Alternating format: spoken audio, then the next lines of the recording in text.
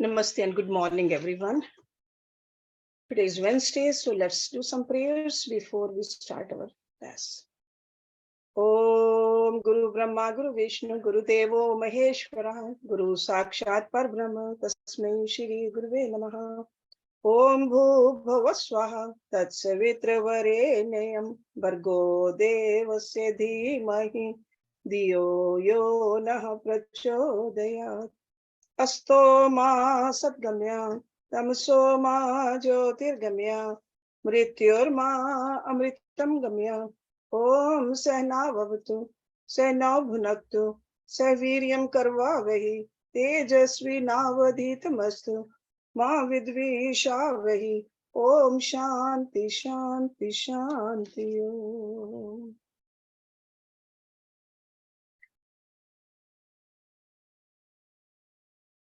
We often talk about cleaning our mind.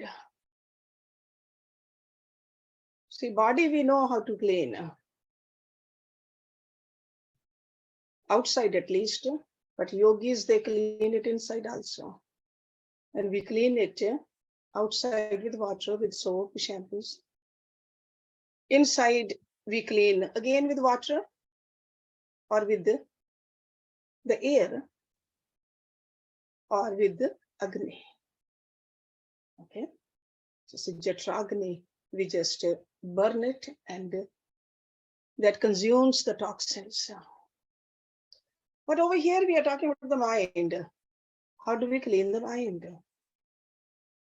And if you are cleaning the mind, how do we know it's getting cleansed or not? So this is the topic for today. Let me tell you, the mind can be cleansed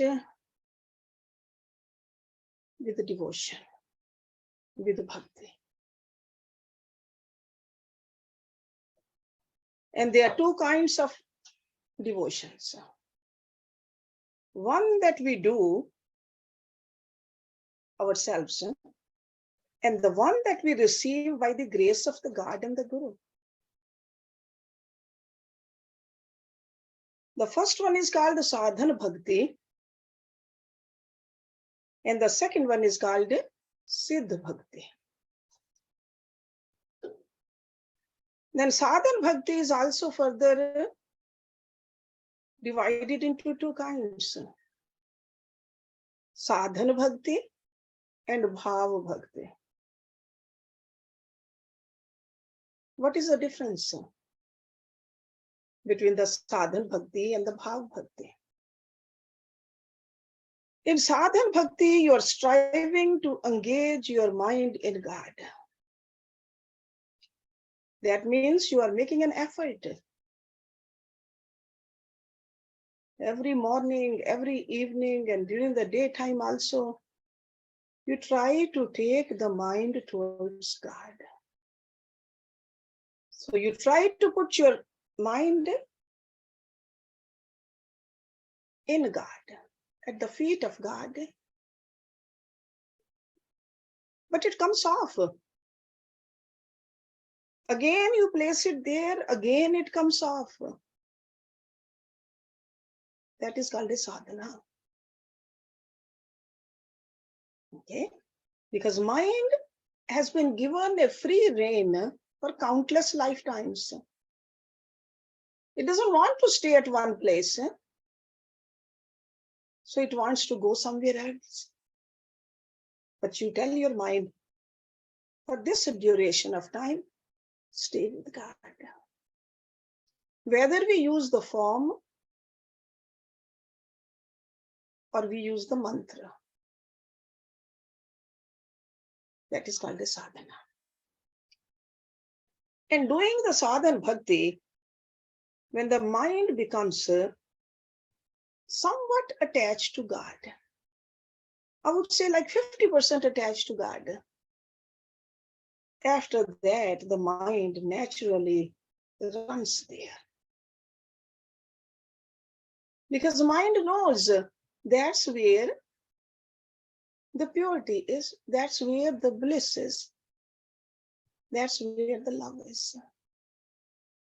So in other words, you don't have to take it, it goes automatically. then it is called Bhav Bhakti. It doesn't mean a person has become self-realized or God-realized. It only means that a person now reached a level of maturity.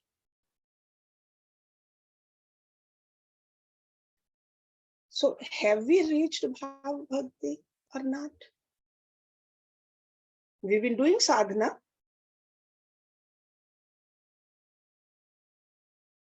So in order to judge ourselves, there's a beautiful verse in Bhakti Rasamrit Sindhu written by Rupa Goswami.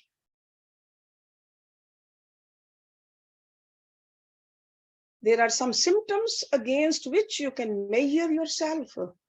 And those are the symptoms given in this verse. So what are the symptoms of Bhav Bhakti? Remember, in order to reach Bhav Bhakti, you got to do the sadhana. You have to go through the sadhana. Kshantir avyarth kalatvam virakti man shunyata आशा बंधा समुत्कंठा नाम गाने सदा रुचि असक्ति ही तद गुण ज्ञाने प्रति तद वस्ति स्थले इति आदि अनुभाव सयूर जात भावं कुरे जने. By virtue of that bhav bhakti, the devotion, your mind will have reached such a level of purity that the first symptom manifesting will be kshantir. Kshantir. Kshantir. What is kshantir? I'm going to go through all these symptoms one by one. So what is kshantir? Remember that where there is a cause for anger and still you don't get angry. Okay. Let me repeat it. Where there is a cause for anger and still you don't get angry.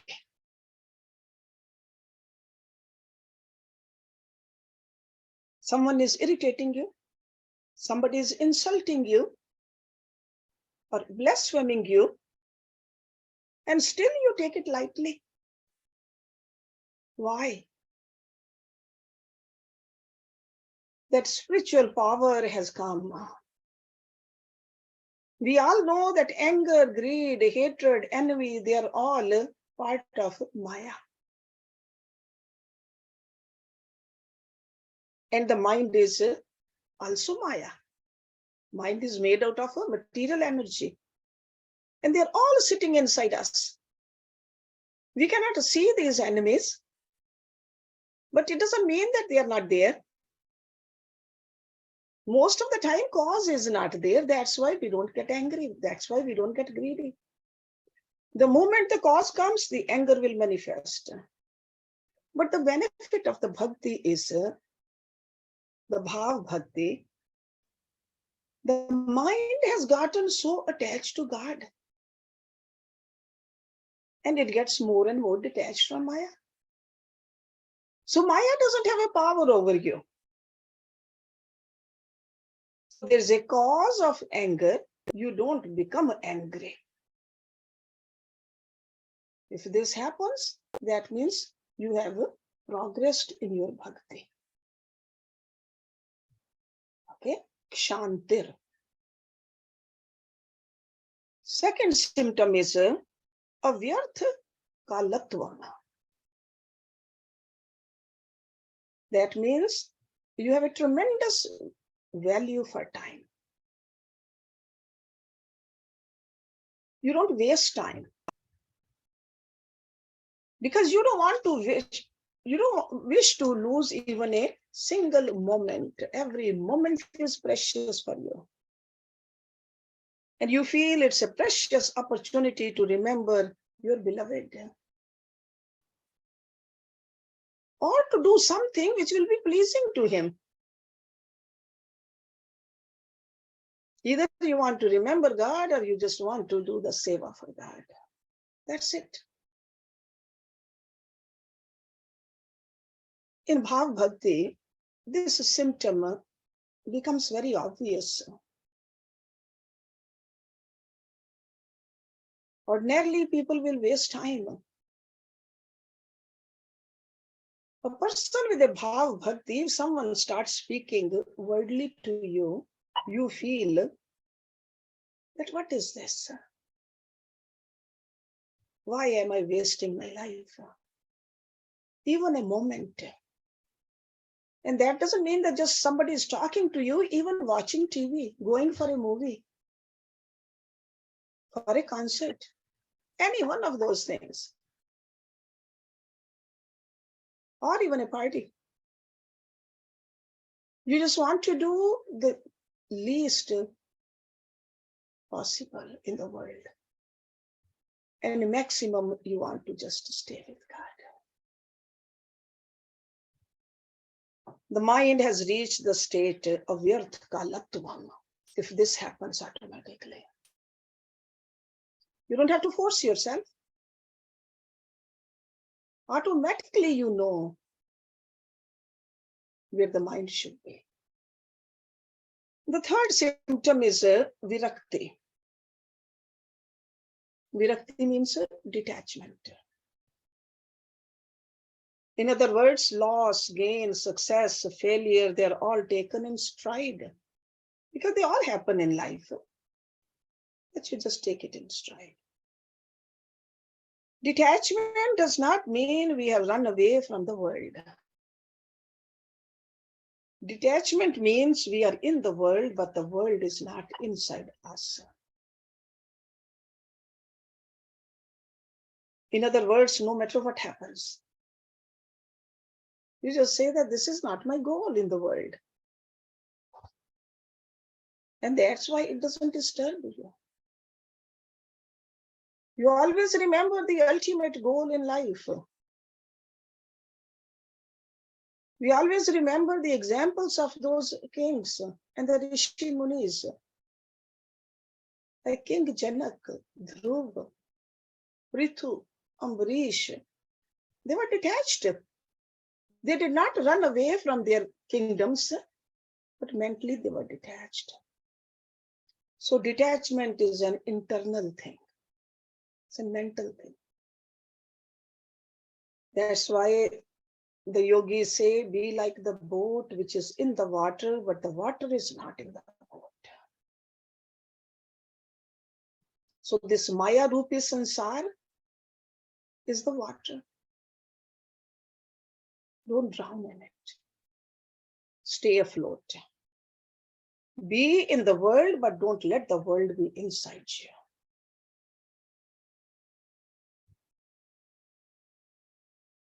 The fourth symptom is man shunyata. Freedom from the desire for praise, for prestige, for respect. Desire no respect for yourself, always give respect to the others. That is manashunyata. Freedom from desire for praise, for respect, for prestige. And how does that come about? When the humbleness increases and increases, a person realizes that I am most insignificant. What praise is due to me? That's why having a guru in our life is very important. That's where it helps. Everything we get from the Guru doesn't expect any praise or any respect. We are so insignificant. Why should we get the praise? The next one is called Asha Bandh. That means complete faith. Because sometimes we think, oh my God, this path is so difficult. How will I attain it? But a devotee, when they have reached the Bhav Bhakti, remembers that I will surely attain my divine goal. And there's no doubt talked about it. So the sign of bhakti is faith. Faith in yourself, faith in God, faith in the Guru, faith in what you're studying. Sign of bhakti is faith, and lack of bhakti is lack of faith.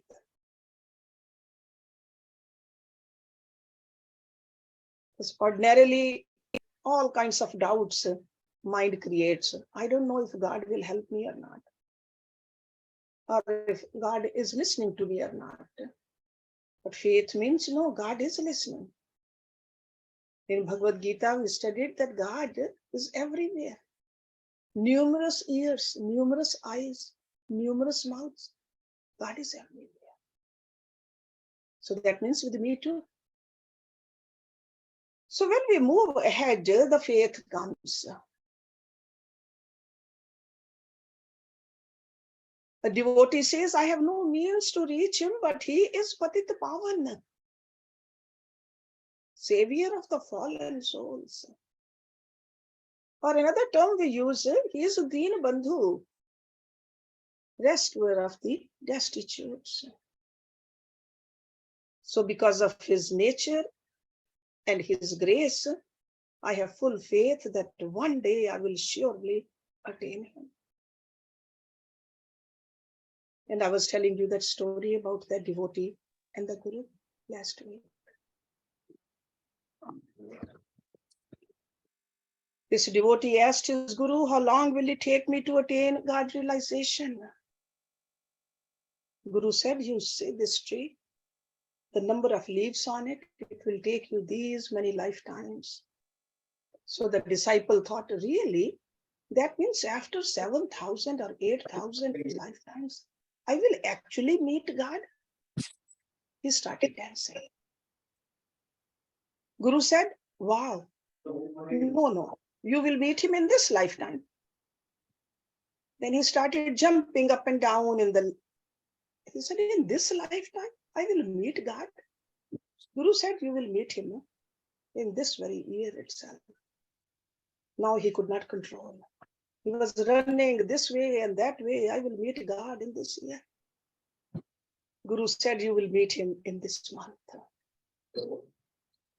His heart was just swelling with joy. Guru said, all right, have darshan of God right now. That is a faith. There was another disciple, he said, why did you start correcting like this? Guru said, look, when he developed this firm faith that he will meet God, that faith attracted the grace. So remember that.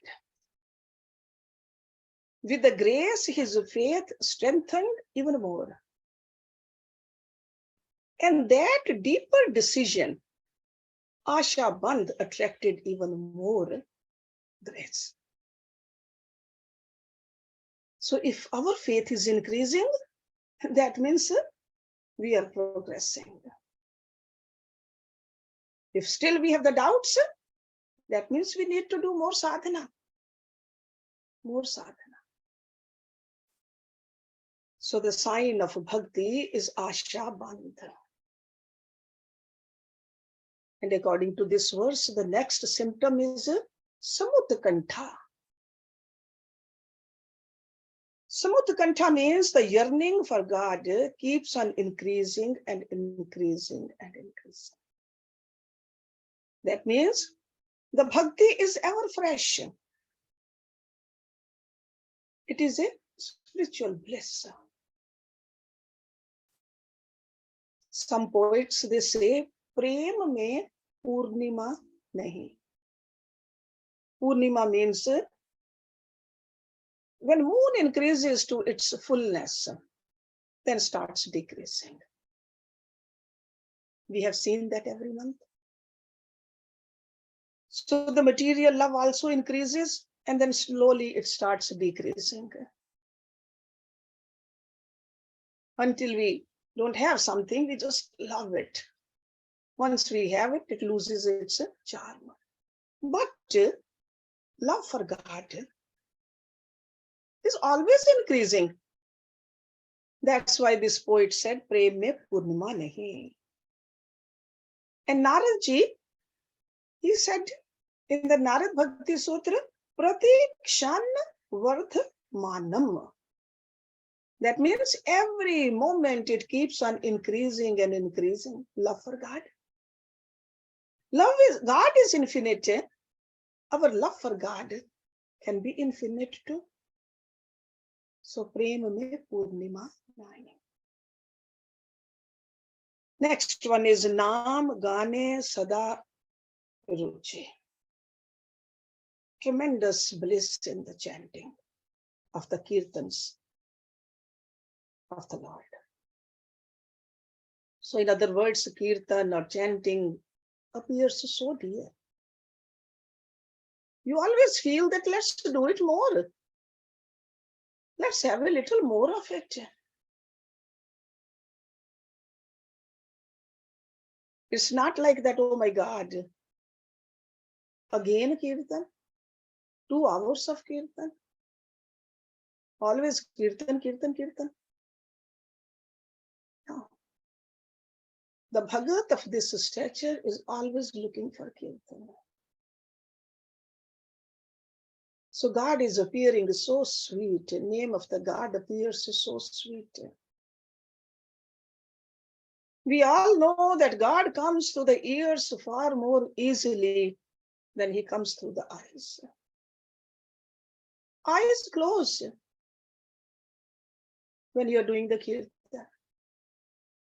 You want to just let that amrit, that nectar go through the ears. So that's why this yearning for kirtan has become so deep in a Bhagat. Naam Gane Sada Ruchi. Next one is Preeti Tad Vasti Sthale. The places that are associated where he displayed his pastime. They appear very dear to us. We want to go to our Guru's ashram. We want to go to Vrindavan. We want to go to Ayodhya. We want to go to other places. We want to touch the dust from that place where our Guru placed the feet. Preeti tad vasti sthale. So your love will take you there. It's not just to visit that place for the sake of visiting them. It is just to feel the connection with the God and the Guru. Next one is asaktihi tad gun akhyate. So in the same manner, attachment to hearing about his pastimes, his qualities, etc. These are all the symptoms of Bhagavad. See, when we read the Purans, what are we reading? We are reading all the things God has done, whether in a Krishna avatar, or when we read Ramayana in a Ram avatar, or when we are reading the Shiv Puran, Shiv and Parvati. So when we are inching up into the Bhav Bhakti, we find tremendous pleasure in those. So not just only the places, but Tad Gun Akhyate. Supreme attachment to just talking about God. Anybody who's talking about God, we just want to be there. We cannot keep ourselves away from there. So these are the signs that the heart and mind are now getting cleansed.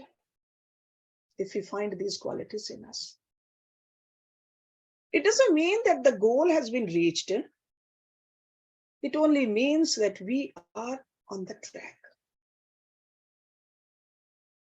And that is a good way to measure yourself. And that is also a measure to know whether our mind is cleansed or not. A clean mind will go towards all pure, blissful God. Mind which is full of Maya will go towards Maya. As human beings, we have this choice, this freedom. What to hear, what not to hear, where to go, where not to go. Whether to be selfish or selfless. We always have that. So this is a good way to measure yourself. Is my anger reducing? And anger can be at the verbal level, physical level, thought level. But to watch anger, if the anger has reduced, because Lord Krishna clearly said, anger is one of the gateways to hell. Is my anger reducing? Is my optimism increasing? That means my faith in God and Guru, is it increasing? Am I becoming more humble? Or do I always just want respect from others? How do I spend my time, helping others or helping myself? We have to check ourselves. The bhakti must produce the consequences, but the sadhak, the seeker, has to still keep on doing the sadhana, the spiritual practice. And finally, as a result of the sadhana, the mind becomes totally surrendered to God. Only a clean mind can surrender to God. When we have surrendered to God, you will say that your wish, O God, is my wish. O Gurudev, your wish is my command. Anukulasya sankalpa pratikulasya varjana. Or you can say what Lord Krishna said in Bhagavad Gita, the state of Mam Ekam Sharanam Vraj. So that means you have reached the complete surrender. And that is the point for which God was waiting. When that point is reached, we become eligible for divine bhakti or a siddh bhakti. Siddh bhakti. This is also called a para bhakti. Para bhakti means a higher level of bhakti. This para bhakti is being searched by big yogis, munis, jnanis. So by the grace of God that comes through the Guru, we get para bhakti. So this sadhan bhakti was of two kinds, sadhan bhakti and bhav bhakti. Either you break it up or say it is two, or you put it together and say this is sadhan bhakti. But sadhan bhakti reaches to that point where it becomes a bhav bhakti. And this para bhakti, some poets, they have called it a prema bhakti also. The day you get it, you will become God realized. Because the bond of Maya will be cut asunder. The sanchit karmas of endless lifetimes will be burnt. This darkness of this Maya, the illusion, will disappear. And you'll be united with God. That is God realization. That doesn't mean you will die. You will let go of this body. But sanchit karam, they have been burned. So the God realization has taken place. But there is even more after that. You don't stop loving God, but you will go higher and higher and higher. If the devotee is a true disciple of a true Guru. he or she has practiced not my happiness, the happiness of my beloved. Naradji said, Tat sukh sukhi tvam. In every action, seeing that, will my beloved be happy or not? So that sakam bhakti is gone. Because sakam bhakti is like a devotee with selfish desires. First, it could be a selfish material desires. But then after that, it could be a selfish spiritual desires too. But at this level, it will stop. Now the Nishkam Bhakti, devotee without selfish, even the spiritual desires. And that's what the Dasya Bhav is. We have talked about different bhavs of Bhagats. Dasya Bhav is the sentiment that God is my master. Then my happiness doesn't even matter. It's only my master's happiness. Or a Shant Bhav, sentiment that God is my king. He is my master, he is my king. Or a person who has cultivated Sakhya Bhav, sentiment that God is my friend. God is everything to me. So these levels of bhaktis are very high level because your small me has gone out.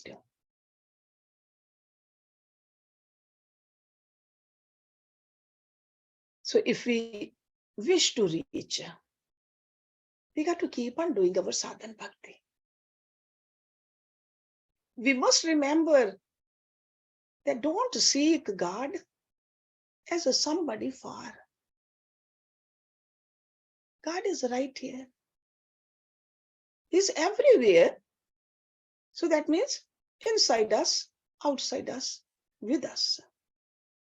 Always think that God is my own. He is my very own. Other relationships, they are only for this lifetime. He is our eternal mother, father, friend, everything. That's why we sing that. He is our real wealth. He is our real knowledge.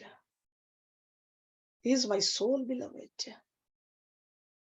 We often are looking for soulmates in this world at the physical level, and those soulmates we keep on changing these days. But he is my eternal soulmate.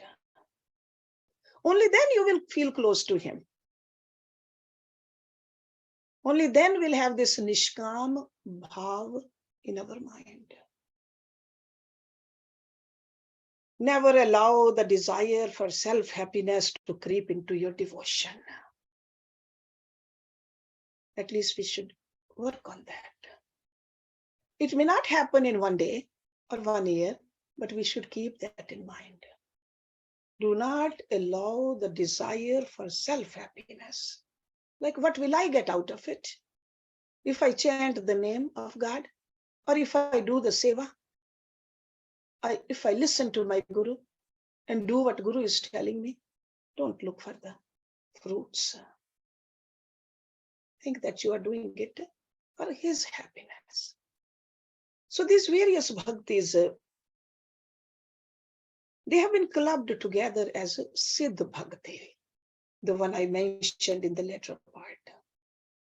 There are so many other names also. Our great rishis, they talked about the Rag Bhakti, Prema Bhakti, Sneh Bhakti, Man Bhakti, Pranay Bhakti, Rag Anurag Bhakti, Man Bhakti, Madhurya Bhakti, Vatsalya Bhakti. These are like a different bhavs, but they are all part of a Siddha Bhakti. But in order to reach to this bhav, we need to do the sadhana bhakti first. Purify our mind first. If the mind is not pure, we have not reached to these Siddha Bhaktis. We can just say that, yeah, God is my beloved. but it's only in words. Or we can say that God is my friend, or I am a servant of God. So do the sadhana bhakti so that you can purify your mind. So in simple language, I would say that do sadhana bhakti and you will get to the siddha bhakti. So we don't do the siddha bhakti. You get to siddha bhakti. As I said earlier, that's like a grace of God and the Guru you receive. But we got to be eligible for it. And eligibility comes by doing the sadhana. So we got to see that, are we doing our part or not? It's almost like a student enrolls into a great Ivy League school. After that, got to do a lot of work.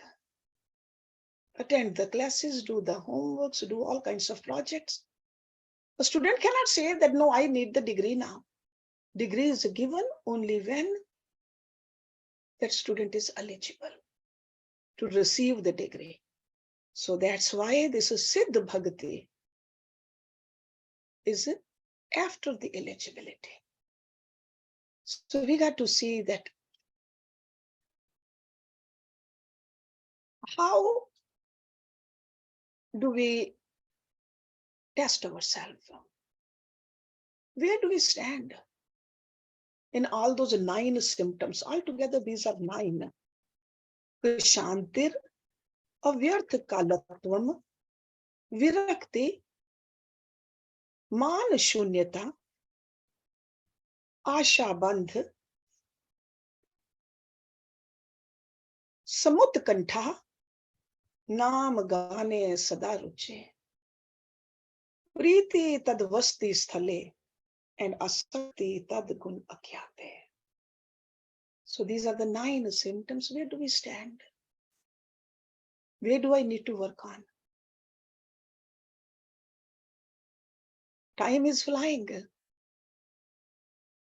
Every minute passes, that minute is a past. It's not going to come back again. Utilize every minute properly. For this purpose, we are here to increase the heat of the love for our beloved. While living in this world, while doing our duties, but loving God only. So let's stop it here. I'm sure you have some questions. So let me do the Shanti mantra. Om Purnamada Purnamidam Purnat Purnamudachyate Purnasya Purnamadaya Purnameva Visheshyate Om Shanti Shanti Shanti Om. Thank you very much.